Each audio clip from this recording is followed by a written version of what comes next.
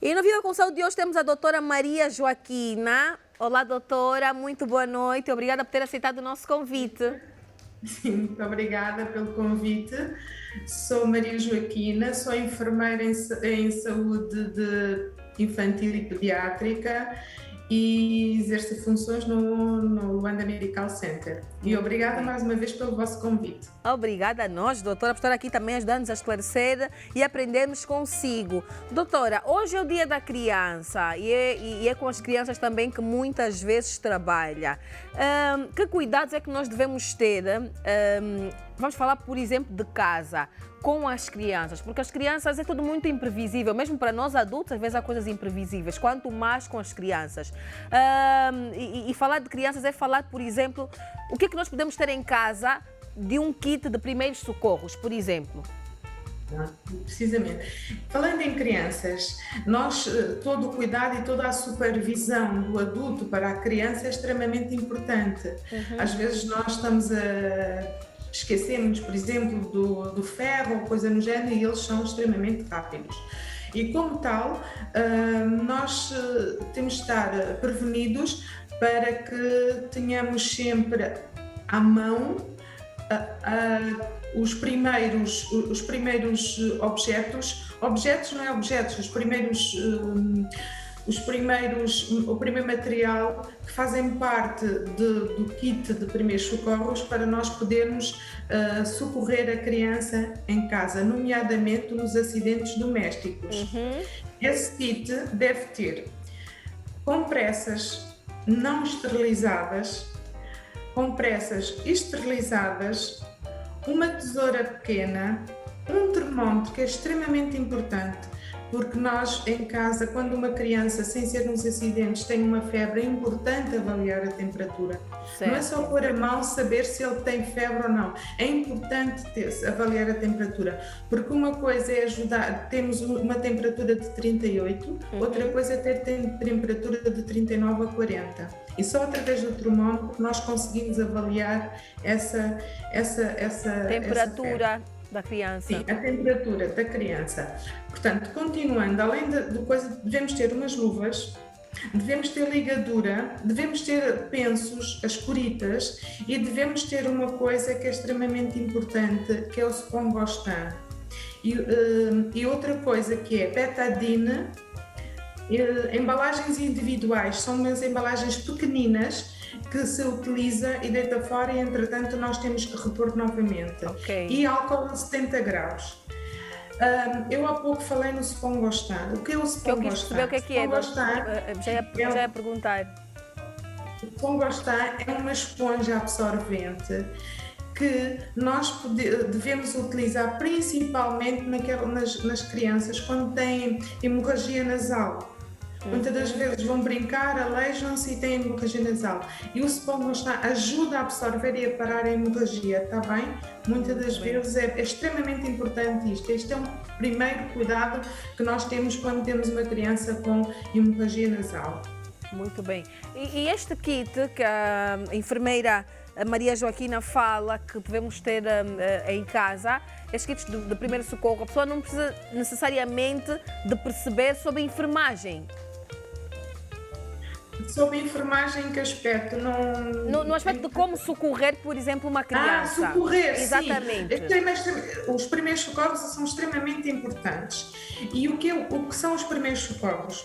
Os primeiros socorros são os procedimentos de emergência aplicados a uma pessoa que, no sentido de manter os sinais vitais e prevenir agravamento de qualquer situação até que chega uma assistente diferenciada ou então até que a vítima seja transportada para o hospital. Isto, portanto, são os primeiros socorros que nós devemos prestar. Isso é uma questão. Outra questão é em relação ao papel do socorrista. E quais são os objetivos desse socorro? Primeiro, prevenir, não é? Alertar e socorrer. Prevenir no sentido que haja agravamento da situação. Alertar é que contactar os serviços ou, no caso de Angola 112, para pedirmos ajuda diferenciada e socorrer até que chega os nossos cuidados diferenciados ou mesmo levar para o hospital se assim for o caso. Muito bem. Enfermeira Maria Joaquina, há alguns pais também que têm, por exemplo, têm comprimidos em casa, têm xaropes em casa, que servem também muitas vezes para a questão dos primeiros socorros. É uma coisa que se recomenda ou não? Ter um paracetamol em casa caso a criança tenha febre, antes de levar a uma unidade hospitalar, também faz parte do kit dos primeiros socorros? Nós, quando temos uma criança em casa, devemos ter paracetamol, sim. Devemos é ter essas coisas nos armários ou num sítio bem escondido, de que muitas das vezes as crianças gostam de mexer e acabam por ingerir aquilo que não devem. Mas devemos ter o paracetamol. Uma criança com febre, nós devemos primeiro dar-lhe o antipirético, neste caso o paracetamol ou o Brufen, mas temos de ter cuidado se ela é alérgica ou não ao Brufen. Isso nós devemos ter essa atenção. Mas devemos ter, sim senhor, fazemos a medicação e nessa altura levamos a criança ao médico, portanto, ou contactar com o pediatra assistente. Mas devemos ter o paracetamol, que é a primeira situação que nós devemos. Agora, em relação ao paracetamol, nós não podemos dar, porque tem uma febrícula, não vamos logo dar um paracetamol. Nós temos regras para... Se a criança tiver 37,5, 37,8, aí sim podemos avançar com paracetamol. Mas temos que ter atenção qual é o horário que nós vamos fazer. Podemos fazer de 6 em 6 horas, mas se vemos que a febre não cede, nessa altura nós devemos contactar com o pediatra ou recorrer a uma unidade sanitária. Há algumas dúvidas sobre essa questão logo de ir a uma unidade sanitária ou logo um profissional de saúde. Com quanto tempo de febre é que nós devemos levar uma criança para uma unidade hospitalar? Porque já ouvi conversas entre pais, não, assim que o meu filho começa a fazer febre, eu vou logo a correr. Há quem diz, não, eu prefiro ficar 24 horas com a criança, dar um paracetamol e depois ver como é que ela vai reagir. Qual é o melhor procedimento?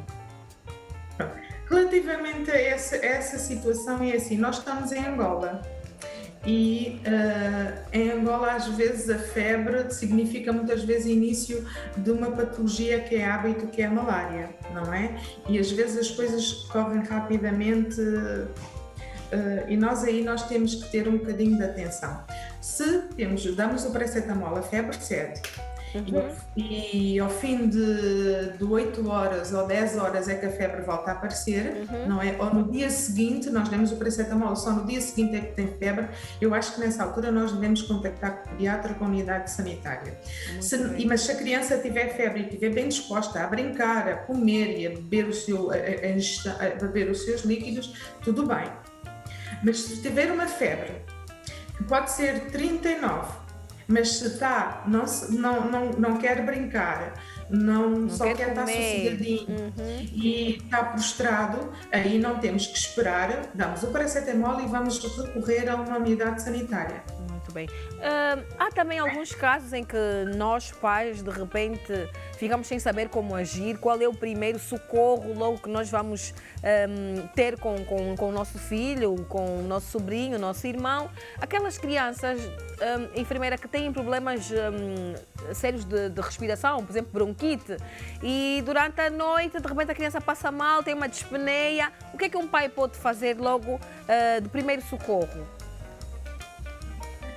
Em relação à dispneia, nós temos que ver se muitas das vezes é dispneia ou se é só obstrução nasal, porque muitas das vezes os bebés, quando são pequeninos, têm o nariz obstruído. Sim. E basta às vezes levar com soro fisiológico e a respiração melhora. Portanto, aí os pais têm aquela sensatez, têm que saber muito bem se é mesmo só obstrução nasal ou se é dificuldade respiratória. Se for dificuldade respiratória, eu encaminho para uma unidade hospitalar.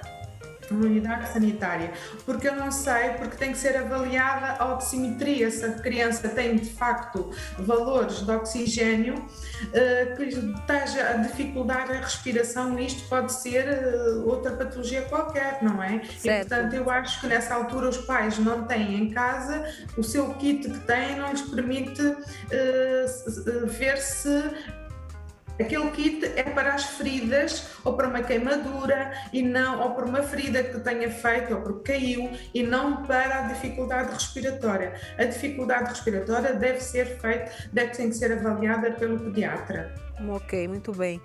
Enfermeira Maria E em relação a isso não temos que ter dúvidas. Certo. Se tem dificuldade respiratória, vê que é obstrução nasal porque está constipado e tem dificuldade respiratória, aí Soro sim. fisiológico. E se a criança tem asma, nós não temos que pensar muito, lavamos o nariz e se eles tiverem a medicação que habitualmente faz, pode fazer e esperar que faça efeito. Se não tiver e for uma situação inaugural, isso aí não tem que ter dúvidas, vai imediatamente à unidade sanitária, porque nessa altura vamos ter que, os profissionais de saúde que lá estão vão poder ajudar em relação a isso. E isso, qualquer pai e mãe não tem que ter dúvida ir recorrer ao médico assistente ou à unidade sanitária se for uma coisa de emergência e uma dificuldade respiratória acentuada. Muito bem. Enfermeira Maria Joaquina, muito obrigada por este esclarecimento. Hoje é o Dia da Criança, não é? Só queria por reforçar favor. uma coisa, aquele kit é extremamente importante quando estamos perante a queimaduras, que é uma das coisas que acontece com frequência Certo. nos acidentes domésticos É em verdade. casa, está bem? É verdade. Como é que se chama, doutora? O kit de primeiros socorros. Não, quando falou da questão das queimaduras, que é um acidente doméstico que muitas vezes acontece também. Acontece, por exemplo, a criança toca no ferro Sim. e faz ali uma queimadura, não é? E nós temos que ver qual é o tipo de queimadura. Que tem. Se tem uma queimadura, a primeira coisa, do primeiro grau, que faz só o contacto com a pele, Sim. nós devemos pôr debaixo da água corrente ou uma compressa com água e estar ali um bocadinho, tira e põe durante algum tempo. Não pôr gordura, não pôr manteiga. Isto está fora de questão, porque a manteiga vai fazer com que haja agravamento da queimadura e não vai melhorar e vai agravar a dor. Portanto, convém mesmo pôr água corrente durante algum tempo para aliviar a dor e para diminuir, para que não haja agravamento dos tecidos queimados, está bem? Nos casos da queimadura do primeiro grau. Está bem, está bem. Tá Enfermeira Maria Joaquina, muito obrigada por este esclarecimento, por este momento conosco. Vamos querer tê-la em próximas oportunidades. Até lá, um beijinho para si, continuação de bom trabalho. Obrigada pelo convite, mais uma vez. Boa tarde. Boa tarde. Dia da criança. Obrigada.